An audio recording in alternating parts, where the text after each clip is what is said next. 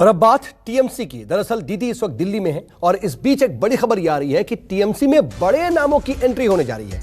खबर यह है कि पूर्व बीजेपी नेता सुधींद्र कुलकर्णी, पूर्व सांसद और मशहूर गीतकार जावेद अख्तर, जेडीयू के पूर्व सांसद पवन वर्मा, पूर्व सांसद कीर्ति आजाद और पूर्व कांग्रेस नेता अशोक तंवर टीएमसी में शामिल होने जा रहे हैं।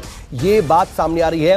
पश्चिम बंगाल की मुख्यमंत्री ममता बनर्जी अब अपनी पार्टी को एक तरीके से राष्ट्रीय स्तर पर, राष्ट्रीय फलक पर अपनी उपस्थिति दर्ज करवाने में जुटी हुई हैं, इसलिए इन बड़े नामों को अपनी पार्टी में शामिल कर सकती हैं। और आज वो कांग्रेस की अंतरिम अध्यक्षा सोनिया गांधी से भी मुलाकात करने वाली हैं।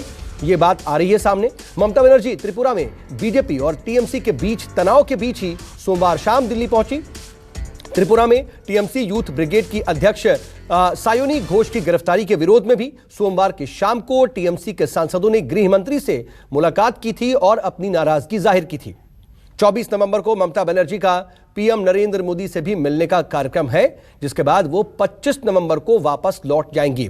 संसद सत्र से पहले ममता बनर्जी का 3 दिनों का ये दिल्ली दौरा बेहद अहम माना जा रहा है और ऐसा माना जा रहा है कि तीनों कृषि कानूनों की वापसी के बाद वो बीएसएफ के अधिकारों समेत कई और मुद्दों पर सरकार की घेराबंदी के लिए विपक्ष को एकजुट करने की तैयारी है और इसकी कोशिश करेंगी। लेकिन वो जरा चेहरे देख लीजिए जिनके बारे में अब ये बात सामने आ रही है कि वो टीएमसी के हो सकते हैं, और कौन कौन से वो बड़े चेहरे हैं वो हम आपको ग्राफिक्स के जरिए भी दिखा रहे हैं। और ऋषिकेश मेरे साथ, मेरे सहयोगी इस वक्त दिल्ली से लाइव जुड़ गए हैं। ऋषिकेश, दीदी का दिल्ली दौरा अपने आप में कई मामलों में अहम तो था ही, लेकिन अब जो जानकारी मिल रही है कि कई बड़े चेहरे भी टीएमसी में शामिल हो सकते हैं, किस रणनीति के तहत?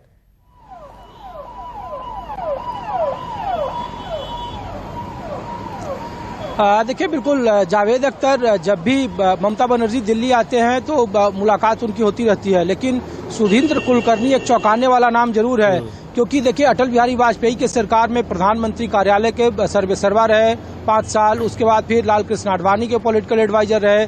2019 में सुधींद्र कुलकर्णी ने राहुल गांधी को सबसे बेहतर प्रधानमंत्री बनाया। अब जो जानकारी मिल रही है कि वो तृणमूल कांग्रेस का दामन थामेंगे। आज उनकी मुलाकात है जावेद अख्तर के साथ। दूसरा जो चेहरा पवन वर्मा का है, जेडीयू के रणनीतिकार माने जाते थे, नीतीश कुमार के बेहद करीबी थे और जेडीयू से पूर्व सांसद रहे थे राज्यसभा का, लेकिन अभी वो फिलहाल किसी भी संसद के सदस्य नहीं है। उनकी मुलाकात है। कीर्ति आजाद बीजेपी के दिग्गज नेता रहे, हाल में कांग्रेस में आए, झारखंड से चुनाव लड़ा, चुनाव हार गए, वो पार्टी ज्वाइन करेंगे, इस बात की औपचारिक पुष्टि है। अशोक तंवर प्रदेश अध्यक्ष है कांग्रेस के, हरियाणा में दलित के एक बड़े चेहरा हैं, वो 5 बजे मिलेंगे। तो कोशिश ये की जा रही है कि तृणमूल को कांग्रेस के मुकाबले एक बड़ी लकीर खींचने की कोशिश है। और ये तमाम जो आपको बड़े चेहरे दिख रहे हैं वो 2024 के लोकसभा चुनाव के उम्मीदवार हैं। और जो तृणमूल के रणनीतिकार है प्रशांत किशोर, वो लगातार पर्दे के पीछे से फील्डिंग कर रहे हैं। पवन वर्मा से उनके बेहतर नजदीक रिश्ते थे और जेडीयू में एंट्री पवन वर्मा ने ही प्रशांत किशोर की कराई थी। अशोक तंवर पर पहले ही कई दौर की मुलाकात हो चुकी थी और उन्हें लोकसभा चुनाव लड़ने का ऑफर किया गया है। तो कांग्रेस के साथ एक तरफ तृणमूल कांग्रेस के साथ उनके सोनिया गांधी से मुलाकात कर रहे हैं, दूसरी तरफ उनके ही बड़े चेहरे जो गैर बीजेपी और गैर कांग्रेस के हैं उनको तृणमूल में जोर शोर से लाने की तैयारी है। इसलिए देखिए सुष्मिता दो को शामिल कराकर उन्हें राज्यसभा भेज दिया गया तृणमूल में जब वो आई तो। और लेकिन ऋषिकेश जरा ये बताइए, जैसे ही बंगाल का इलेक्शन खत्म हुआ था और दीदी ने दोबारा से सत्ता पर काबिज हुई थी, उस वक्त से ये कयास लगाए जा रहे थे कि अब दीदी दरअसल बंगाल को छोड़ करके दिल्ली का रुख करेंगी और दिल्ली की गद्दी पर भी नजर होगी। लेकिन सवाल सबसे बड़ा यह है कि इन सब कोशिशों और इन बड़े नामों को शामिल करने के बाद भी क्या वो 2024 में कोई बड़ा अपना एक तरीके से इंप्रेशन रख पाएंगी? उतना बड़ा कैडर है उनका?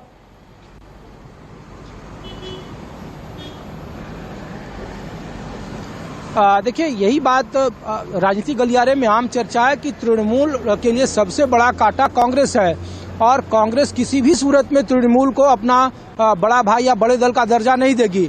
इसीलिए उनके रणनीतिकारों ने रणनीति बनाई कि कांग्रेस के पैरेलल एक बड़ी लकीर खींची जाए, क्योंकि 40 लोकसभा की सीटें बंगाल में है और वहां अगर वो अच्छा प्रदर्शन करती है, इसके बावजूद पूरे भारत में तृणमूल कांग्रेस चुनाव लड़ेगी और इसीलिए बड़े बड़े चेहरों को शामिल कराया जा रहा है। ठीक है, बड़े चेहरों को शामिल की जा रही है और कहीं ना कहीं पूरी कोशिश आने वाले वक्त में, भविष्य में कैसे अपने आप को और ज्यादा बड़ा रखा जा सकता है, कैसे अपने आप की अपनी जो पहचान है, अपनी जो दखल है उसको और बड़ा किया जा सकता है, इसकी कोशिश में ममता बनर्जी जुड़ी हुई है। बहुत शुक्रिया ऋषिकेश तमाम जानकारी के लिए।